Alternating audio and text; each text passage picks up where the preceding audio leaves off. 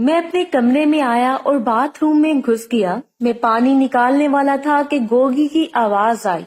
भाई जल्दी आए, इसकी आवाज सुनकर मैंने जल्दी से टॉवल लपेटा और रूम से बाहर आया तो गोगी मेरे रूम के पास खड़ी थी। मैं बोला, क्या हुआ? गोगी, भाई किचन में छिपकली फिर आ गई है। छोटू टॉवल में से साफ पता चल रहा था। गोगी ने मुझे देखा और किचन की तरफ गई और बोली, भाई वो देखें, कैबिनेट पर है। मैं किचन में गया तो छिपकली कैबिनेट पर थी। मैं गोगी से बोला, झाड़ू लाकर दो। गोगी ने झाड़ू लाकर दिया। मैं छिपकली को मारने के लिए झाड़ू मैंने मारा तो वो आगे चली गई और छिपकली को मारने के चक्कर में मेरा टॉवल खुल गया और मैं गोगी के सामने लगा हो गया। गोगी ने जब मुझे देखा तो शर्मा कर मुंह दूसरी तरफ करके गोगी बोली, भाई टॉवल। मैंने जल्दी से टॉवल उठाकर बांध लिया और बोला, गोगी अब छिपकली किचन से बाहर चली गई है, अब तुम काम करो। गोगी बोली, भाई आप मेरे साथ किचन में रहें। मैं बोला, गोगी मुझे नहाना है। गोगी बोली, बस थोड़ी देर, आप नहा लेना। मैंने कहा, अच्छा जल्दी जल्दी करो। गोगी, भाई जल्दी क्या है, बस कर ही तो रही हूँ। अच्छा भाई, मुझे कैबिनेट से मसालों के जार निकाल दें, फिर आप नहाने चले जाना। मैं गोगी के पीछे खड़ा होकर कैबिनेट से मसालों के जार निकाल कर दे रहा था और अब जानबूझकर इस सुबह वाला काम कर रहा था। गोगी को भी इसमें मजा आ रहा था और वो भी मजे के साथ खड़ी थी। अब मेरे दिमाग पर नशा चढ़ रहा था। मैं अपने आप को मजीद आगे कर रहा था और जानबूझकर जार नहीं निकाल रहा था। गोगी भी अब अपनी सोचों में गुम थी। मुझे अब पक्का यकीन हो गया था कि गोगी को मेरे इस अमल से कोई मसला नहीं है। अचानक गोगी बोली, उफ भाई, ये क्या कर रहे हैं? मैंने इसकी बात सुनते ही अपना टॉवल खोल दिया और इससे प्यार करने लगा। गोगी बोली, भाई ना करे, मैं आपकी बहन हूँ। मैंने कहा, तुम बहुत खूबसूरत हो। ये सुनते ही इसने मेरी तरफ मुंह किया तो मैंने इसे अपने साथ लगा लिया। इस वक्त हमारे घर में कोई नहीं था। अम्मी अब्बू बैंक गए हुए थे जहां वो नौकरी करती हैं, जबकि मेरी दूसरी बहन कॉलेज पढ़ने के लिए गई हुई थी। गोगी ने मुझे अपने आप से हटाया और बोली, भाई ये गलत है, मुझे छोड़ दें। मैंने कहा, गोगी कुछ भी गलत नहीं है, तुम बेहद खूबसूरत हो, तुम अपनी जिंदगी को एंजॉय करो। और गोगी को उठाकर किचन में से लाउंज में ले आया। मैं मुकम्मल तौर पर बेलिबास था और मैं गोगी से भी कह रहा था कि तुम भी हो जाओ। इसने कहा, भाई मुझे शर्म आ रही है। मैंने कहा, देखो मैं भी तो तुम्हारे सामने हूँ। ये कहकर मैं इससे अलग होकर खड़ा हो गया। इसने अपनी आंखें बंद कर ली और बोली, भाई आप बहुत बेशर्म हैं। मैंने कहा, गोगी देखो। तो वो अपनी आंखें बंद करके खड़ी थी।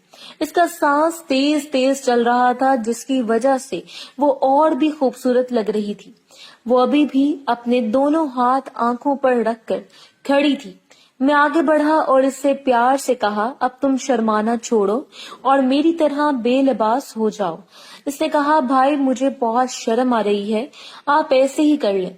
मैंने कहा, नहीं, जब तक तुम मेरी तरह की हालत में नहीं आ जाती मजा खाक आएगा।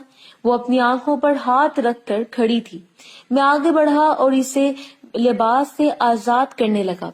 गोगी कहने लगी, भाई मुझे बहुत डर लग रहा है, अगर किसी ने हमें देख लिया तो क्या होगा? मैंने कहा, तुम इस बात की फिक्र मत करो। मैंने टीवी लॉन्च के सारे पर्दे आगे कर दिए और टीवी लॉन्च का दरवाजा बंद कर दिया, जबकि बाहर का दरवाजा पहले से ही बंद था। अब हम दोनों घर में अकेले थे। मैं इसके साथ प्यार करने लगा। जैसे ही वो अपने कुदरती लिबास में आई, वो देखने के लायक थे। ऐसा हुस्न मैंने पहले अपनी जिंदगी में कभी नहीं देखा था। वो सर के बालों से लेकर पांव के तलवे तक बेहद खूबसूरत थी। मैंने इसको अपने साथ लगा लिया। हम दोनों एंजॉय कर रहे थे कि अचानक बेल की आवाज ने हम दोनों को चौंका दिया। इस टाइम कौन आ गया? घड़ी की तरफ देखा तो 12 बजे थे। बेल दोबारा बजी तो हम लोगों को होश आया। मैं जल्दी से ऊपर अपने रूम की तरफ चला गया। गोगी ने भी जल्दी से ट्राउजर और शर्ट पहन ली और गेट खोलने चली गई। मैं रूम में आ गया, लेकिन मूड ऑफ हो गया था कि इस वक्त किसने रंग में भंग डाल दिया। ये सोचते हुए मैं बाथरूम में गया और नहाकर फ्रेश हुआ, कपड़े चेंज किए कि अब नीचे जाकर देखूं कि आखिर कौन आया था। नीचे आया तो देखा कि लॉन्च में बैठी पलक टीवी देख रही थी। میں لانچ میں آیا تو پلک نے سلام کیا. بھائی آپ گئے نہیں؟ میں بولا بس ابھی جا ہی رہا ہوں. اور تم کیسے جلدی آ گئی؟ پلک بولی بھائی آج کالج میں اسٹرائک ہو گئی تھی تو کلاسز آف ہو گئی. میں اس کے سامنے بیٹھ گیا اور پوچھا گوگی کہاں ہے؟ پلک بولی آپ ان تو نہانے گئی ہیں. میں ٹی وی دیکھنے لگا کہ اچانک پلک بولی اوہ. میں نے اس کی طرف دیکھا تو جہاں اس کی نظر تھی میری نظر بھی اس کی نظر کے تعاقب میں گئی تو میں بھی پریشان ہو گیا. نیچے کارپیٹ پر گوگی کے پنک جالی دار پڑی ہوئی تھی. میں ایک دم انجان بنتے ہوئے ٹی وی کی طرف متوجہ ہو گیا. میں نے جیسے کچھ دیکھا ہی نہیں. پلک نے میری طرف دیکھتے ہوئے گوگی کے کپڑے اٹھا لیے. میں ٹی وی دیکھنے میں مصروف رہا. پلک نے اٹھایا اور روم میں چلی گئی. اب یہ ایک نئی مشکل کھڑی ہو گئی تھی. گوگی جلدی میں اٹھانا بھول گئی تھی. جواباً پلک اٹھا کر روم میں لے گئی. میں نے سوچا اب گوگی ہی اس کو کلیئر کرے گی. تھوڑی دیر بعد جب گوگی بھی نہا کر آ گئی اور پلک بھی چینج کر کے آ گئی میری اور گوگی کی نظریں ملی. لیکن مجھے اندازہ نہیں ہوا کہ پلک نے گوگی سے پوچھا یا نہیں. گوگی بولی بھائی کھانا لگا دوں؟ میں بولا ہاں لگا دو. ہم نے کھانا کھایا. اس دوران گوگی اور پلک نے کوئی بات نہیں کی. میں کھانا کھا کر گھر سے شاپ کی طرف نکل گیا اور سارے راستے یہی سوچتے ہوئے شاپ پر بھی پہنچ گیا. دل اور دماغ میں یہی بات چلتی رہی. شاپ پر پہنچ کر کام میں بزی ہو گیا. 5 بجے تھوڑا فری ہوا تو پھر وہی بات دماغ میں آ گئی. میں نے موبائل اٹھا کر گوگی کو میسج کیا. گوگی بھائی نے کہا جی بھائی. میں نے کہا گوگی کیا کر رہی ہو؟ اس نے جواب دیا کام کر رہی ہوں. میں نے پوچھا پلک کہاں ہے؟ اس نے جواب دیا ٹی وی دیکھ رہی ہے. میں نے کہا تم اپنے کپڑے لاؤنج میں ہی بھول گئی تھی. گوگی نے جواب دیا بھائی آج تو بچ گئے. پلک نے کپڑے لا کر دے دیے اور بولی آپ ہی اپنی چیزوں کا خیال رکھا کریں. آپ اپنے کپڑے ٹی وی لاؤنج میں پھینک آئی تھی. بڑی مشکل سے بات بنائی. بھائی آج آپ کو کیا ہو گیا تھا؟ اس نے مجھ سے سوال کیا. میں مسکرایا اور میں نے کہا آج مجھے اپنی پیاری بہن سے پیار ہو گیا ہے. اس نے جواب دیا بھائی یہ کیسا پیار ہے جو بہن کو بے لباس کر دے؟